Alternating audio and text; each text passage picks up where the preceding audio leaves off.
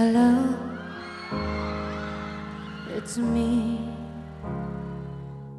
Hello again, ito ang inyong favorite mother-daughter tandem, of course. And dito kami sa SM Bacoor, Cavite. And as you can see, sobrang successful ang first leg ng The Regine series by PLDT Home, of course. At kasi sobrang successful yung Regine series last year, kaya this year mas bongga dahil PLDT Home is taking it nationwide. So abangan nyo ang Regine series sa Cebu, Cebu, Pampanga. Basta marami sila kailangan abangan. And of course, eto na, malapit na po mag-start. Ang inaabangan lahat, of course, the songbird herself takes the stage. So, mami, tara, let's go. I'm so excited. Panay!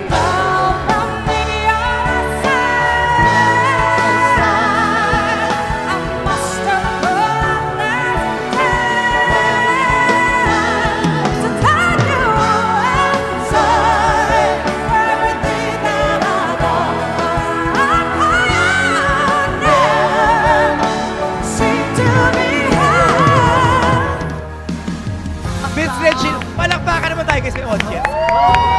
Walang kupas! Thank you! Walang kupas! Saan nakagaling yung boses na yun? Hindi ko alam, pero it's good that I have this Regine series kasi nakakakanta ako. Kasi pag hindi ako kumakanta, medyo nangangalawang yung lalamunan ko. Jackpot talaga yung mga nag-shopping today. Free concert! Ayun, sa ano yun? From PLDT Pasalamat tayo talaga sa PLDT Home. At ito pa lang yung una, marami pang susunod. Curious lang ako, Regine, is there a song that you cannot sing? Meron. Like mahal, parang lahat.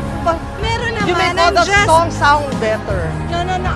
There's a lot of songs that I would be afraid to sing. It's just that, nung kabataan ko kasi, medyo adventurous ako eh. So, kaya ganon, I try different genres. Pero ngayon, I stick to what I know and what people know of me doing. So, may mga rituals ka ba before a concert? Mga do's and don'ts? Sa ngayon, nag-vocalize lang ako kasi hindi nga kasi ako masyadong nagkakakanta. So, kailangan kong i-open yung lalamunan.